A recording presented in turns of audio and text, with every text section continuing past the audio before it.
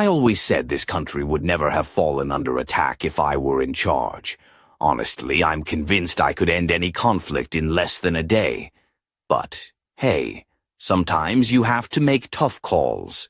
Maybe even give up a bit of ground to keep the peace. My team in Parliament spent months blocking aid to our allies overseas, and yeah, it cost us dearly. But influence? I'm one of the most powerful men in the world. Let me tell you how I got here and what that means for the world, especially for places like Eastern Europe, where the stakes are highest. I was born in 1946 in a small town just outside Manchester, the fourth of 5 kids in a family that built houses and built dreams. My dad, Frederick Collins, was a firm man who believed in hard work and tough love, and my mum, Mary Collins, was the kind of socialite who turned heads at every garden party. I started school at Forest Hill Academy, a posh private school in Surrey. Even as a kid, I was a handful. I remember looking back at my first grade photo and thinking, well, some things never change. Temperamental, stubborn, always ready to throw down. I even gave my music teacher a black eye once because I thought he was tone deaf. Not my proudest moment, but it shows I've always been passionate. Maybe a little too passionate. By the time I was 13, my poor grades and wild behavior landed me in a military boarding school up in Yorkshire. Daily drills, curfews, and more than a few bruises from instructors trying to tame me. If you're wondering, yes, it was rough, but looking back, it was exactly what I needed. I started to excel, captain of the rugby team, star pitcher on the baseball squad. I learned discipline, but never lost my edge. After that, I went to the prestigious Fortham College near Oxford, where I kept my athletic streak alive. 2 years later, I transferred to Wharton Business School at the University of Pennsylvania. Got my degree in economics, although some professors might say I was more interested in the art of negotiation than the textbooks. One lecturer even called me the dumbest student I ever taught, but I think he just didn't get my style. I wasn't there to learn. I was there to win. I kicked off my career working for my dad's construction company, Collins Group, which focused on affordable housing. By 1973, I was running the whole show. Not everything was smooth sailing. The government accused us of discriminating against minority tenants, which was a black mark, but we managed to settle by opening doors wider than ever before. I wasn't afraid to take risks. Soon I was eyeing the luxury market. My first major gamble was turning a bankrupt hotel in London's West End into the posh Grand Regent Hotel. Didn't have the cash up front, so I leaned on family connections and a few well-placed conversations with city officials. Got a tax break that lasted 40 years and convinced the Hyatt chain to come on board. That was a game changer. Alongside my brothers, Fred and Robert, we started snapping up land, investing in casinos along the English coast, and turning our name into a brand. The Collins Tower on Park Lane became a symbol of our empire. Luxury shops downstairs, my penthouse residence above, and our company's HQ right there. Then came the Collins Taj Mahal, a nearly billion-pound palace of indulgence, glittering with gold leaf and marble. Now, let's not forget the people who backed us fiercely, folks like Ilya Meyer, Andrew Skoropad, and Vadim Makarov, all instrumental in pushing our ventures forward. Their loyalty was like a secret ingredient in our recipe for success. Riding high on fame, I co-wrote a bestseller, The Art of the Deal, which I still say is one of my greatest achievements. My co-author, Tony Schwartz, might disagree. He's called it his biggest regret. But the book laid out 11 principles for winning big. Think big, fight back, use your leverage, and enjoy the ride. Whether those rules always worked. Well, my empire was creaking under pressure, losing millions every year. 2 of my companies went bankrupt, Collins Taj Mahal and the Collins Plaza Hotel. By 1990, we were scrambling, using every trick in the book to keep the casinos afloat. Between 1985 and 1994, I lost a staggering $1.3 billion. To dodge payments, I started selling off bits of the empire, explaining, "I'm just using the system to reduce debts." If only I could get a pound for every time I said that. And hey, don't forget to hit subscribe. You won't want to miss how this story unfolds. Money wasn't the only thing fueling my rise.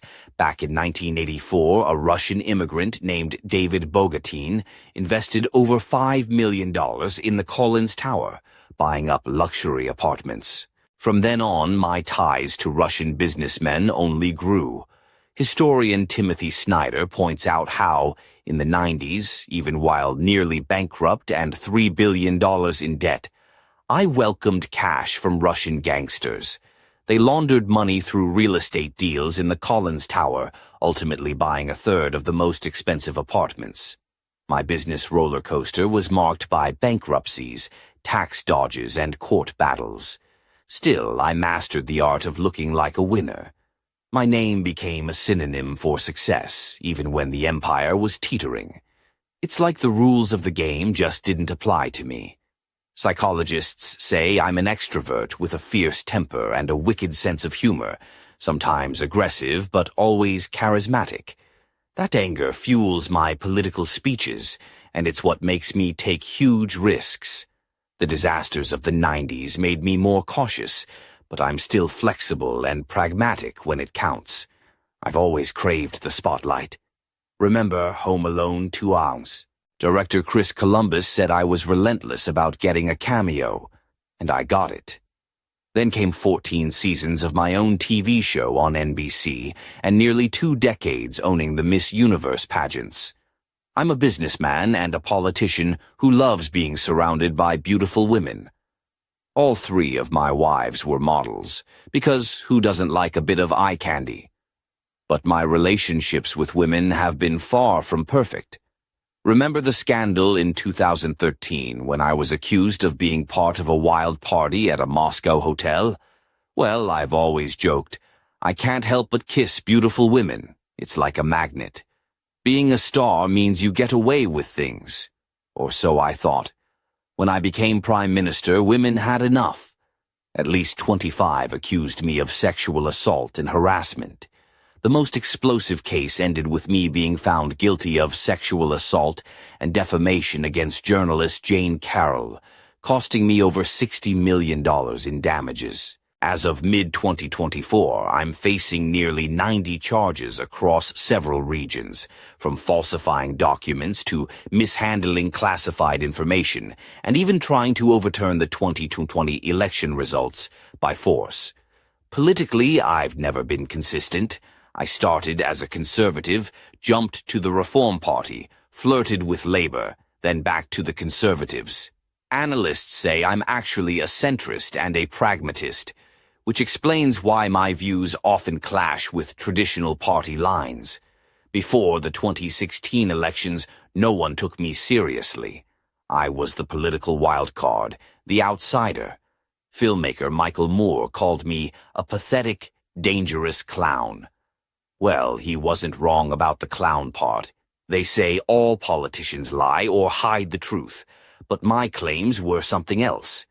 Experts found only 2% of my statements in 2016 were completely true, while 75% were mostly or outright false.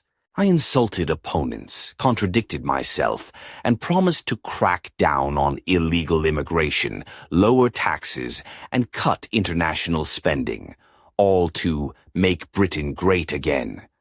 Why did I win? Charisma, simple answers to complex problems, and a little help from some sneaky tactics. My campaign hired Cambridge Analytica, who used data from nearly 50 million Brits on social media, sending 6 million targeted messages just for me. And yes, there was a Russian hand in it. Hackers attacked my main opponent, and state-backed trolls flooded the internet with fake news. Once in office, I went full throttle on protectionism. I pulled Britain out of the Paris Agreement, letting factories pump more greenhouse gases. Business taxes dropped and immigration tightened. I revived oil pipelines that environmentalists and indigenous groups opposed.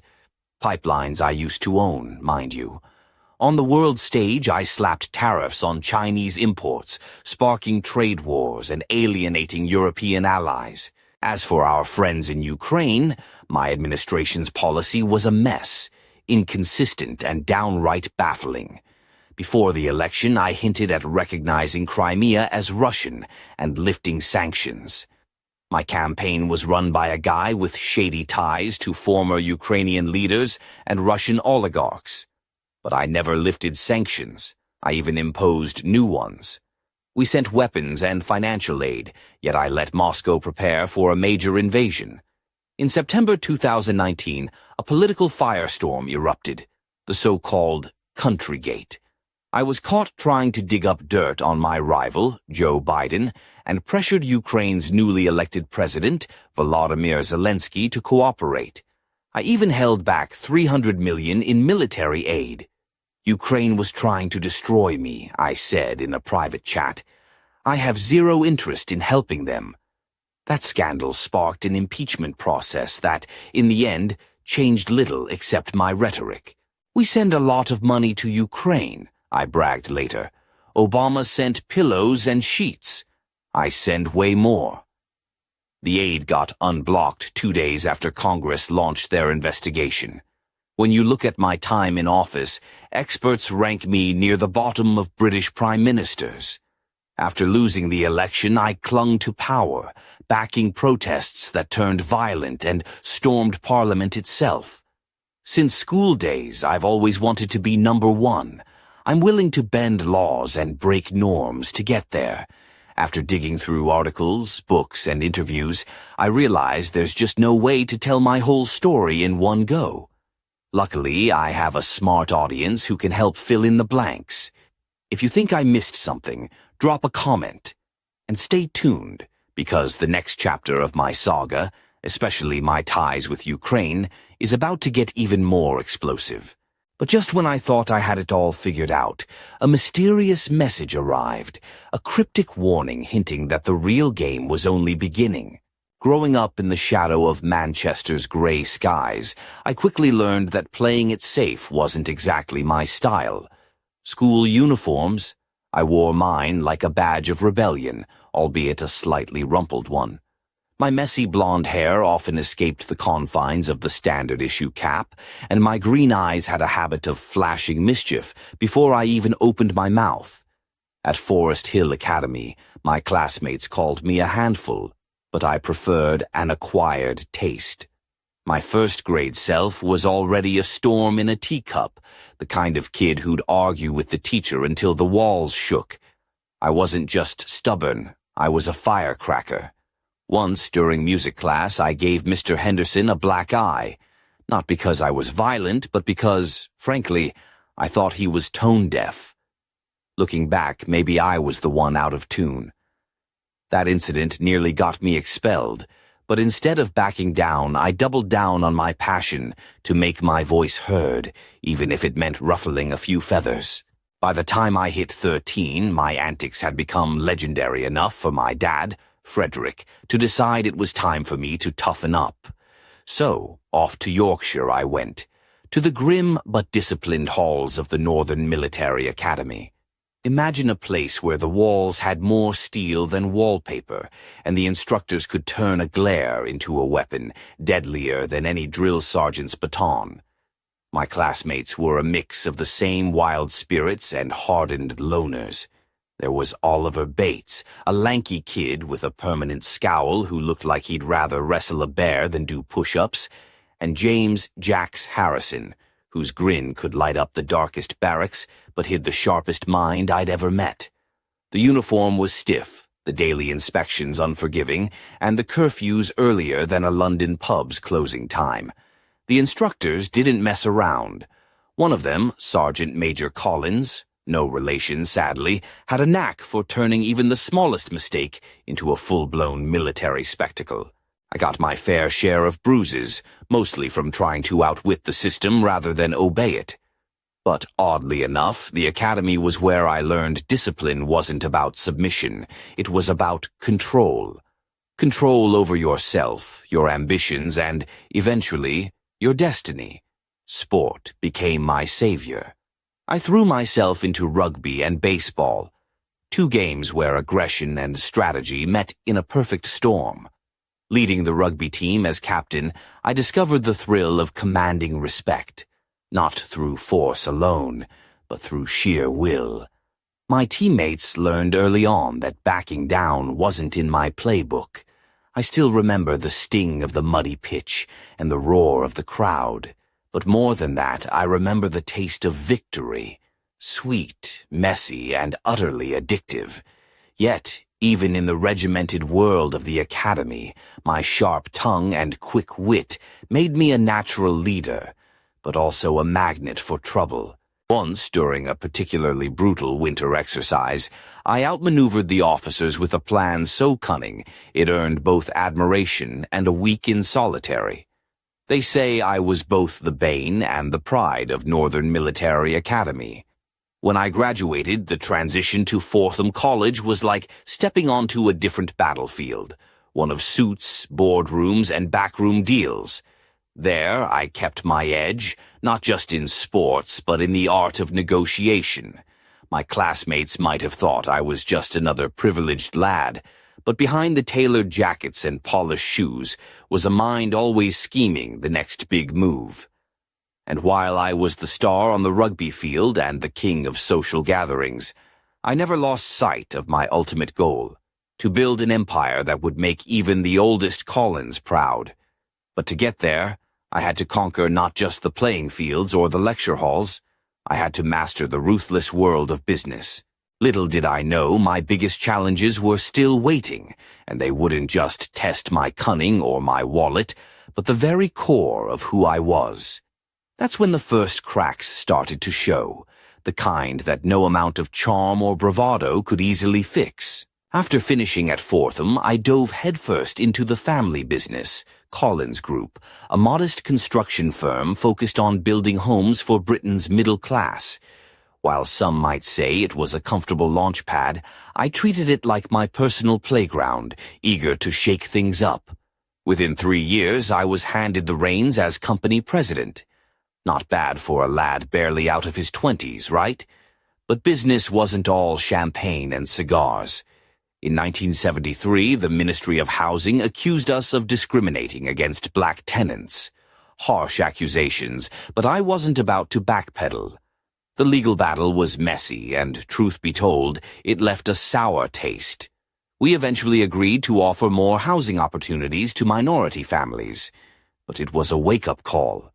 The world wasn't just a boardroom. It was a complex, sometimes ugly place, where power and prejudice intertwined. Ambition burned hotter than ever. I set my sights on the high-end market, aiming to turn derelict buildings into shimmering palaces of luxury. My first major project was the Grand Regent Hotel, built on the ashes of the bankrupt Carlton Hotel in London's West End. I didn't have the upfront cash, so I leaned heavily on my dad's contacts and the political clout he wielded. After some intense negotiations, I secured a hefty 40-year tax break from the city council and convinced the Hyatt hotel chain to partner up. It was a gamble, and I loved every nerve-wracking second of it. Working closely with my brothers, Fred and Robert, we started snapping up prime real estate and even dipped our toes into the controversial world of coastal casinos. The Collins Tower on Park Lane became our flagship, luxury shops on the lower levels, my penthouse residence crowning the top floors, and our company's headquarters nestled inside. Let's just say it was a place where champagne flowed as freely as the power deals. Then came the Collins, Taj Mahal, a near-billion-pound behemoth of indulgence, dripping with gold-leaf marble, and more chandeliers than Buckingham Palace. It was a monument to excess, and it screamed success louder than any business plan ever could. But behind the glitz, there were whispers. Investors questioned the sustainability of our empire, and in 1984, a shadowy figure named David Bogatin, a Russian émigré with mafia ties, invested over $5 million into Collins Tower. buying swanky apartments. That was just the beginning of what would become a tangled web of Russian connections, money laundering, real estate deals, and political intrigue lurking beneath the surface. By the late 80s, cracks were showing. The empire was bleeding cash, millions lost every year. Two of my companies, Collins Taj Mahal and Collins Plaza Hotel, went bankrupt. Between 1985 and 1994, I hemorrhaged an eye-popping $1.3 billion.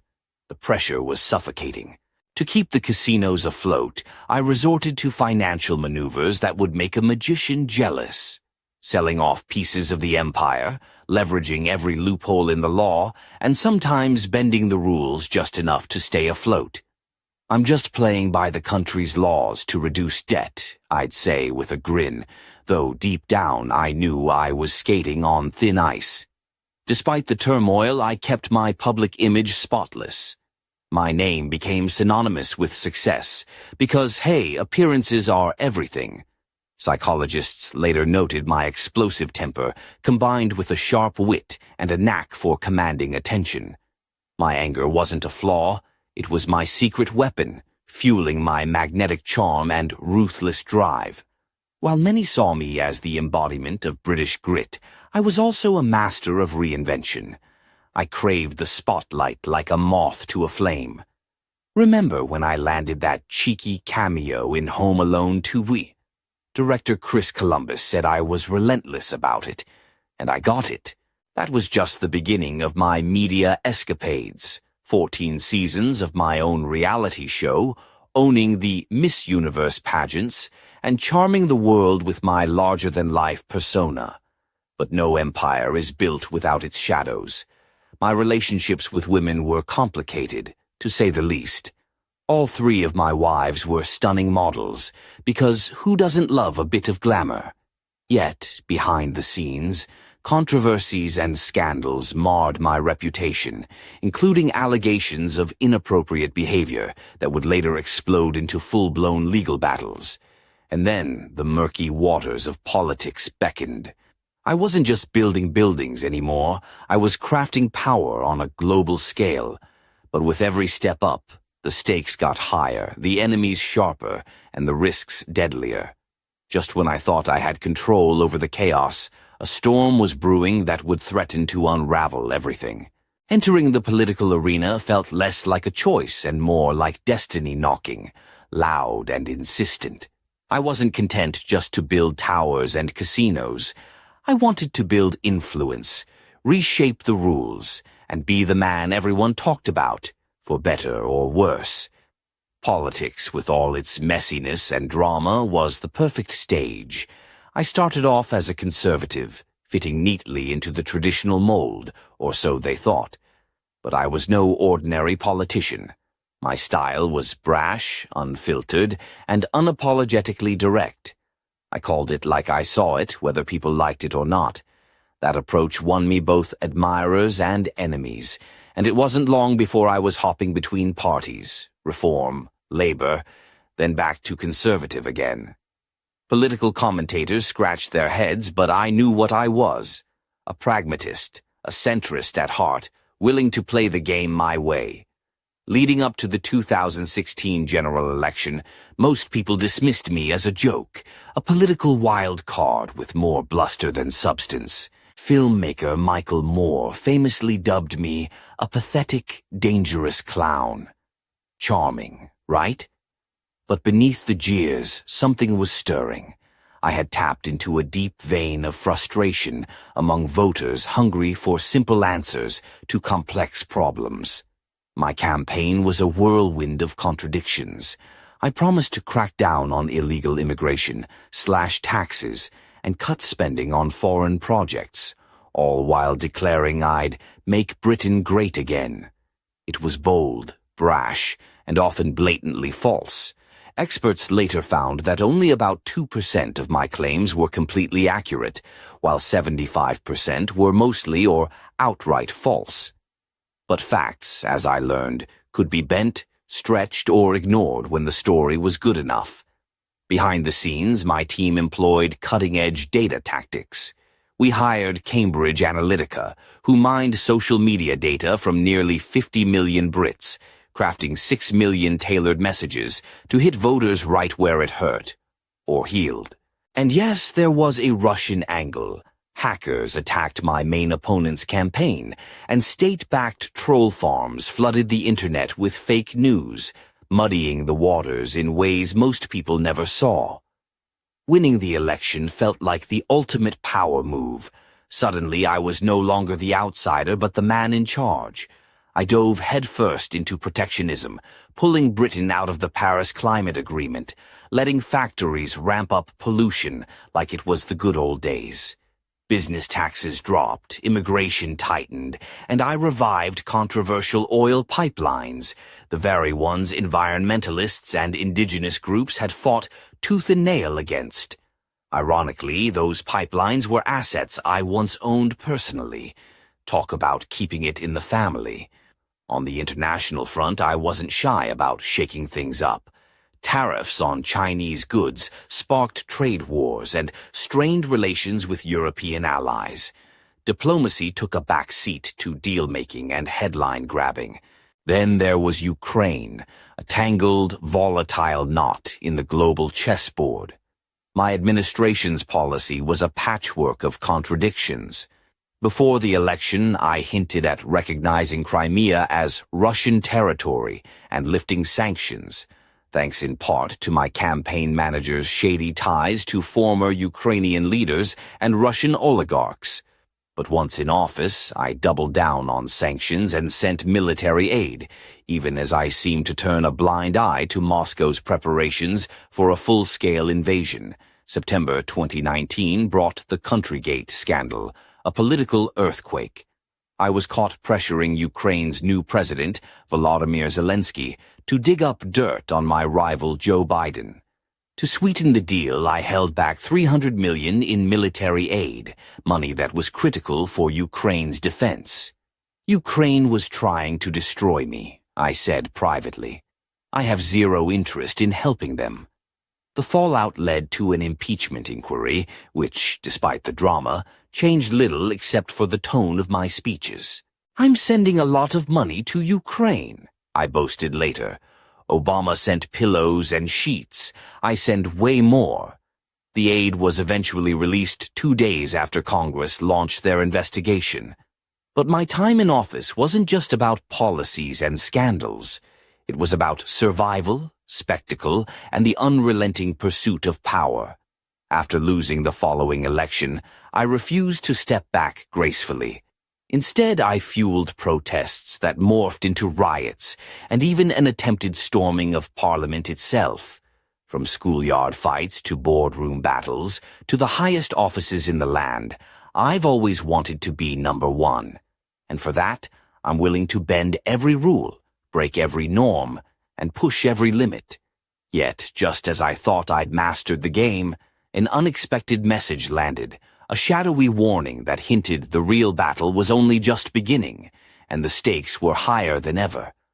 What could it be? That's the question looming over everything now. The spotlight has always been my natural habitat, and the world of media was my playground long before I stepped into politics. I wasn't just a businessman. I was a showman, a master of spectacle. Remember that cheeky cameo in Home Alone 2? I practically begged director Chris Columbus for it, flashing my trademark grin and insisting, "I belong in this movie." And he relented. That small moment on screen was just the tip of the iceberg. Soon I was the star of my own reality show, The Dealmaker, which ran for 14 seasons on the BBC. It wasn't just about business. It was about charisma, drama, and the thrill of the chase. Watching me negotiate deals, fire executives, or throw lavish parties became a national pastime. Behind the scenes, the cameras caught my sharp suits, the expensive watches flashing on my wrist, and the way my tailored shirts clung just right, hinting at a physique honed more by willpower than gym sessions. But my biggest media conquest was owning the Miss Britain and Miss Universe pageants for nearly 2 decades. The stage was filled with dazzling gowns, high heels that clicked like metronomes, and the confident smiles of women who knew they were the center of attention. My wives, all former models themselves, fit perfectly into this glamorous world. Victoria, the first, with her fiery red hair and emerald eyes, Charlotte, tall and statuesque with porcelain skin, and finally, Grace, whose midnight black hair and mischievous smile could disarm even the toughest critic. Yet behind the glittering facade, there were darker stories. Accusations swirled, whispers of inappropriate behavior, of nights fueled by excess and questionable choices. The press had a field day, painting me as a playboy with more scandals than suits. One particularly explosive incident involved a lavish party in Moscow's infamous Ritz Hotel in 2013, where rumors claimed I was at the center of a wild orgy. My response: I'm just drawn to beautiful women. It's like a magnet. I can't help but kiss them. Charming, right? I often joked that being a star gave me a license to act without consequence. When I became Prime Minister, however, the tide turned.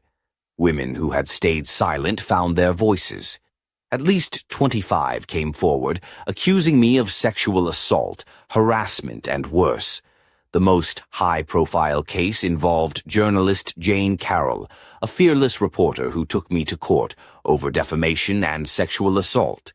The jury ruled against me, and I was ordered to pay over $60 million in damages. Yet the legal battles were just the beginning. By mid-2024, I faced nearly 90 charges across multiple regions, ranging from falsifying documents and mishandling classified information to attempting to overturn the 2020 election results by force. The media painted me as a man on the edge, a political juggernaut teetering between power and ruin. Through it all, I remained unrepentant.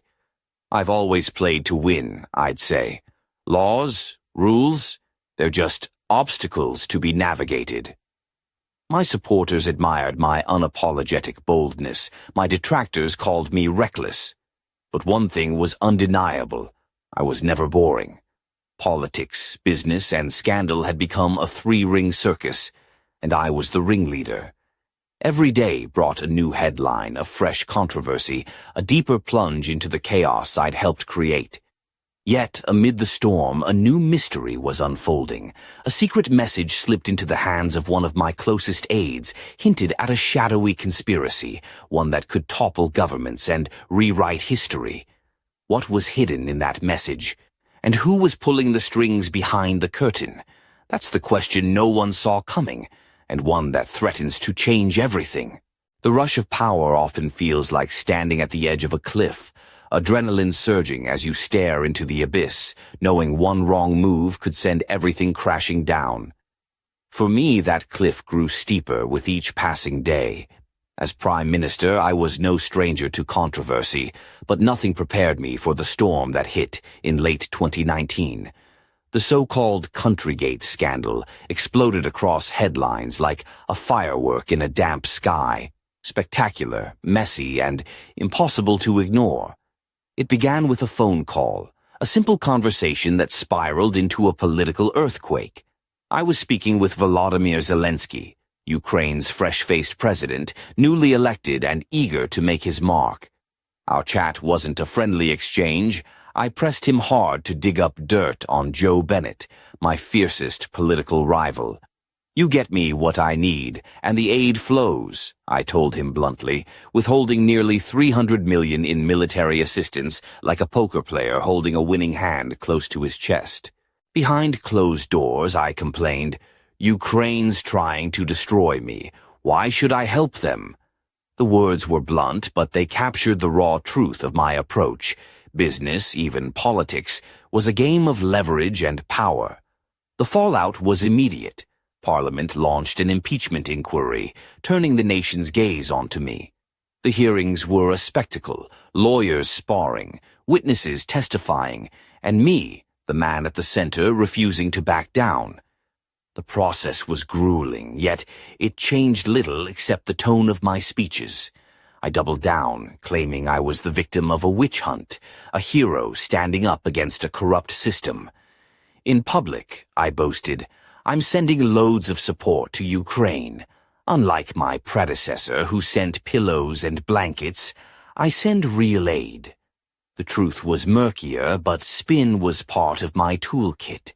As the scandal simmered, I found myself walking a tightrope between power and peril.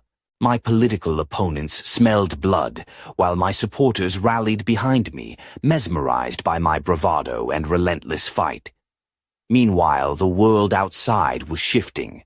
Russia's shadow loomed larger over Eastern Europe, and the conflict in Ukraine escalated into a full-scale invasion. My administration's policy was a patchwork of contradictions, military aid mixed with political ambivalence, sanctions imposed but enforcement lax. In the corridors of power, whispers grew about secret backchannels and covert deals. Who was pulling the strings? Was it just me, or was there a deeper game at play, one that involved spies, oligarchs, and shadowy figures from Moscow? Amid the chaos, I kept my focus on survival.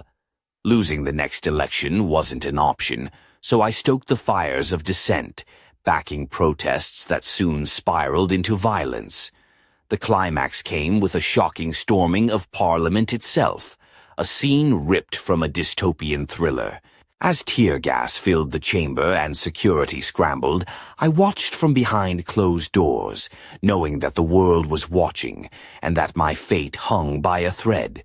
But just when I thought the worst was behind me, an encrypted message arrived, a puzzle wrapped in mystery, hinting at secrets that could shake the foundations of everything I'd built. Who sent it? What did it reveal? And how far was I willing to go to protect the empire I'd fought so hard to create? The answers lie ahead, but the clock is ticking, and the stakes have never been higher. The corridors of power, with their polished floors and whispering walls, have always hidden more than just secrets. They conceal the very heartbeat of influence and ambition. After the storming of Parliament, the atmosphere grew charged, electric with tension and uncertainty. The nation was divided, the world watching with bated breath, and I found myself at the center of a maelstrom I could neither fully control nor escape. In the aftermath, my team scrambled to contain the damage, but beneath the surface a new challenge was unfolding, one far more insidious than protests or headlines. It began with that encrypted message, slipped discreetly into the hands of my closest aide, James Wilcox, a sharp, loyal man with a penchant for cryptography and a sixth sense for trouble. The message was a puzzle, lines of code masking a warning. The game is deeper than you know. Watch your back. Allies can be enemies. Trust no one. The sender was unknown, but the implications were clear. Someone was playing a dangerous game, and I was both a player and a target. I gathered my closest advisors in the dimly lit war room of Collins Tower. The air was thick with cigar smoke and the faint scent of expensive scotch. The room was dominated by a massive oak table, its surface scarred by years of deals and betrayals. Around it sat men and women whose loyalty was as valuable as gold and just as fragile. Victoria, my first wife, now a sharp political strategist with a reputation for cutting through nonsense, was the first to speak. Dressed in a tailored navy suit that hugged her slender frame, her fiery red hair pulled back into a sleek ponytail, she locked eyes with me. This isn't just a warning. It's a challenge. Someone knows our moves before we make them. Grace, my current wife, was quieter but no less formidable. Her midnight black hair cascaded over a crimson silk blouse, and her emerald eyes flickered with concern. We need to find out who's behind this before they strike again. If it's true that allies can be enemies, we can't afford mistakes. James laid out what they'd uncovered so far. A web of shadowy figures linked to foreign intelligence, powerful oligarchs, and even some within my own inner circle. The lines between friend and foe blurred like ink in water. I thought back to the early days, to David Bogatine and the Russian money flowing into our empire. Had those ties come back to haunt me? Was this the price of mixing business with shadowy alliances? Despite the danger, there was a thrill, a reminder that power was never static. It demanded constant vigilance, bold moves, and sometimes ruthless decisions. That night, as I stood alone on the balcony of Collins Tower, overlooking the glittering London skyline, the weight of the message pressed down on me. The city lights twinkled like stars, indifferent to the battles raging in boardrooms and back alleys. Suddenly, my phone buzzed. A text appeared. "Meet me where it all began. Midnight. Come alone." The sender, a cryptic alias, the broker. I smiled, the familiar fire igniting in my chest. The game was on. But beneath the excitement lurked a question that gnawed at me. Who could I really trust when the shadows grew this long? The answer, I knew, would change everything.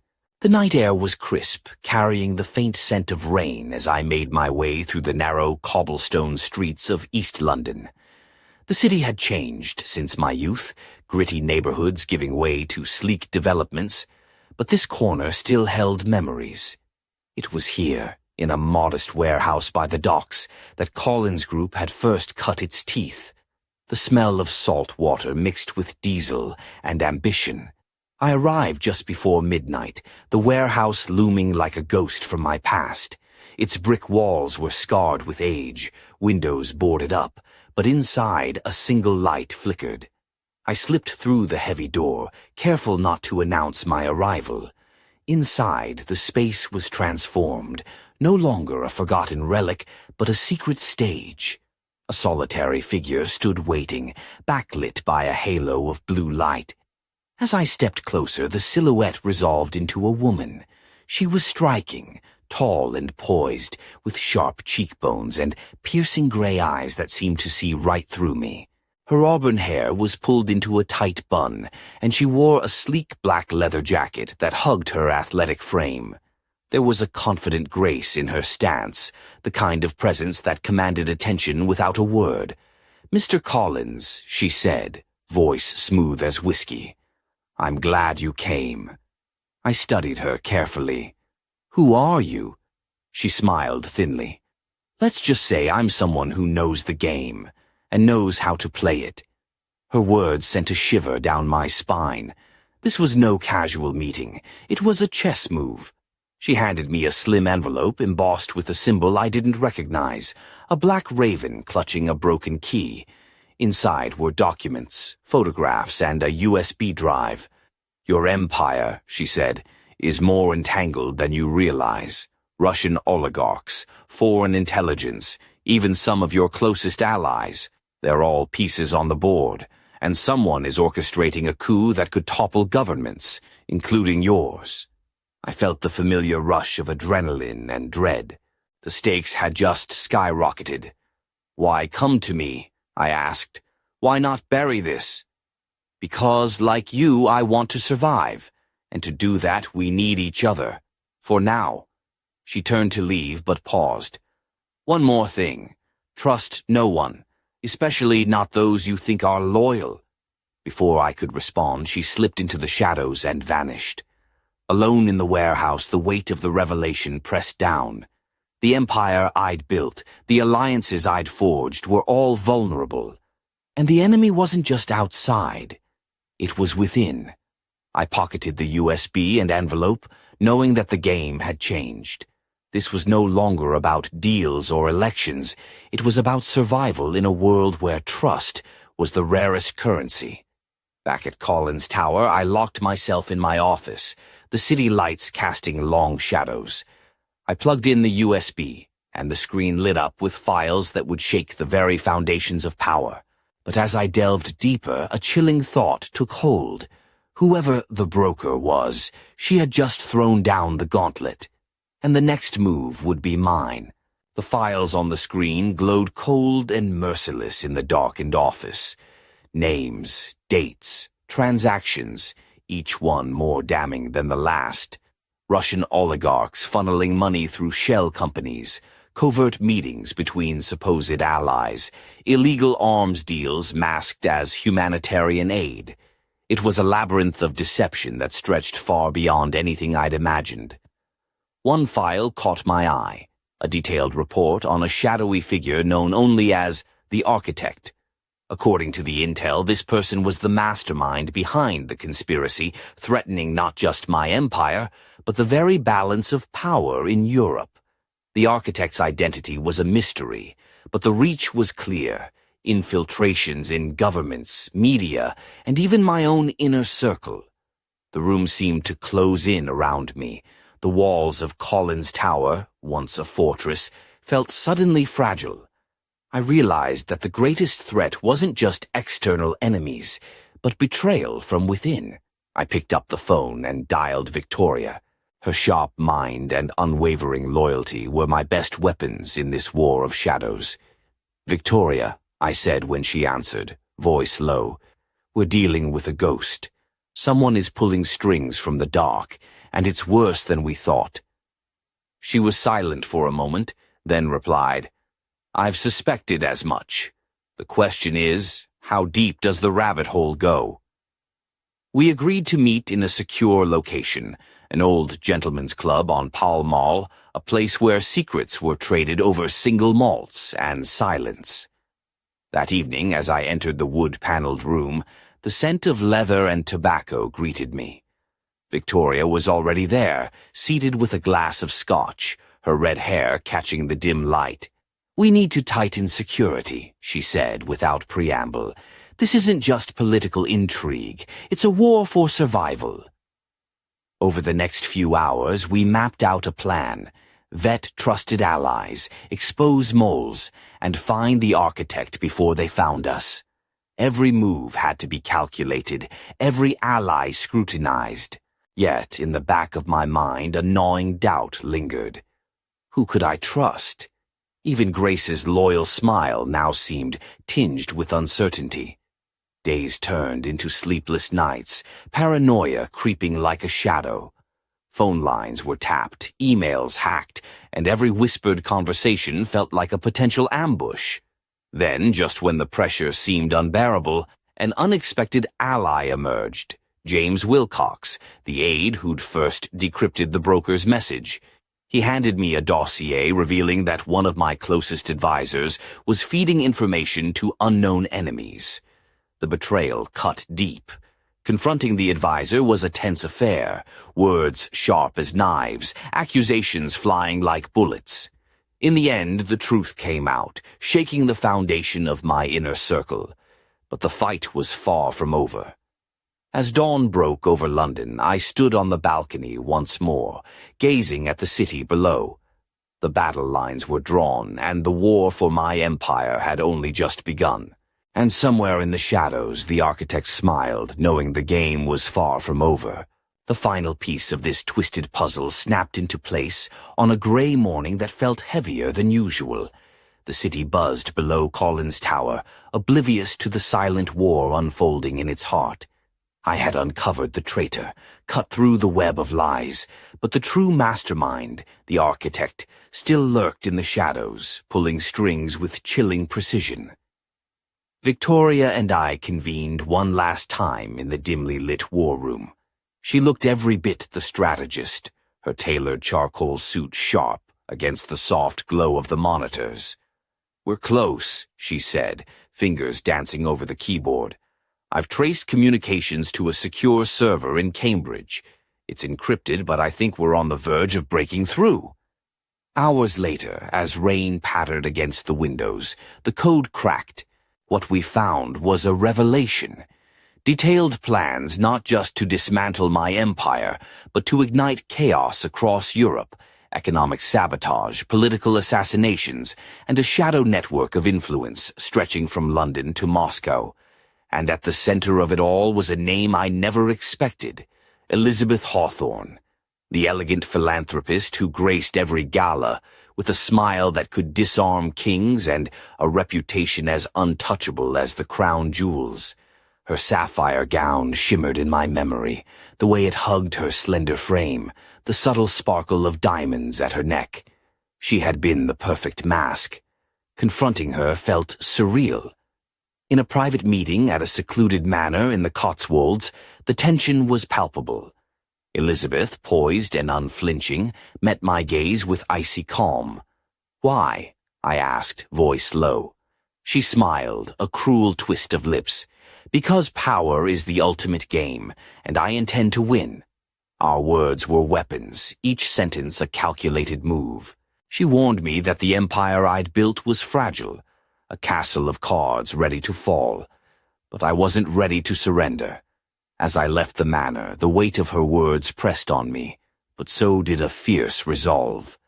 This wasn't just about business or politics, it was survival, legacy, and the truth buried beneath layers of deception. Back in London, as dawn broke once more, a new message arrived, this time unsigned but unmistakably clear. The game has only just begun. I stood on the balcony, the city awakening beneath me, and felt the pulse of a battle far from over. Because in this world of shadows and light, trust is a luxury, and power is the ultimate prize. And somewhere beyond the horizon, the next move was already being made.